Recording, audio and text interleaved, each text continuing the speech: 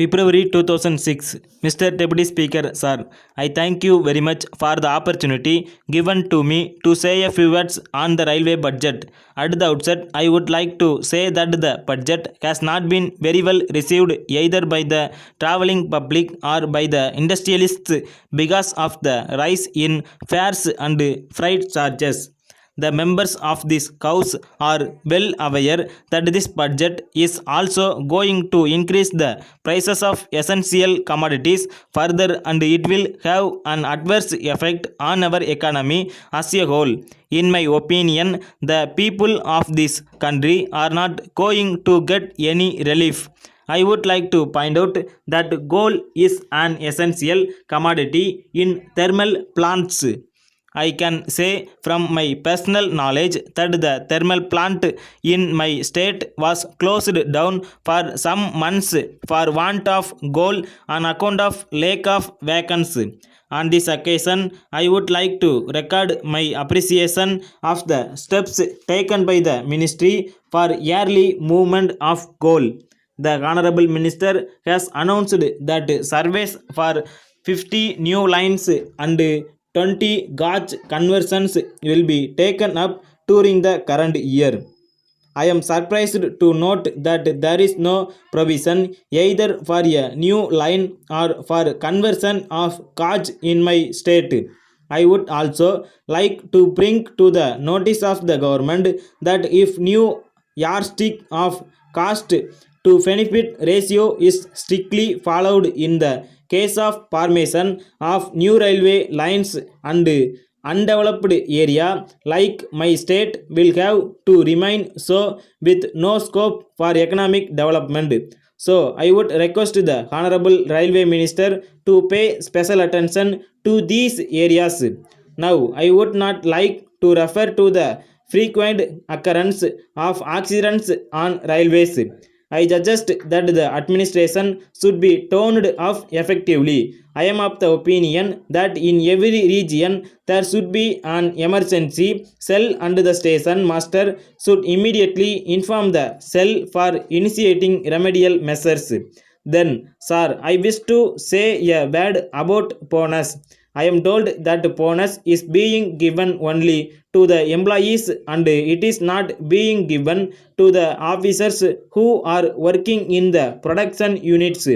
I wish to submit that this is not correct and it is an accepted fact that the production is being maintained by the officials. So they should also be granted bonus just like others. I understand that license for selling eatables and drinks by vendors in the railway stations is being withdrawn and in their place contractors are to be appointed. There are about 20,000 poor vendors who are engaged in this small business and this is their only source of livelihood. It may not be out of place for me to mention here that if they are replaced by the contractors, the rich people may take over this business and these poor people will be thrown out of their job. So I would request that the present arrangement may be continued. It is necessary to mention here that the quality of the food stuff supplied in the long distance trains should be improved. My suggestion is that for every 2 or 3 years the contractors may be changed if quality of food is not maintained properly. I request the Honorable Minister to look into this problem and do the needful. With these words, I support the railway budget on the whole and I congratulate the Honorable Railway Minister on some of the announcements that he has made. Thank you. Letter from Vasan and Company Limited, Gandhi Road, Coimbatore to Messrs. Bharat and Sons Limited, Rajaji Salai, Chennai. Dear sirs, we are in receipt of your valuable order dated the 2nd January for the supply of 50 monoblock water motors and happy to accept the same. We would like to inform you that we had some labor problem last week. Hence, we are not in a position to send the goods in time.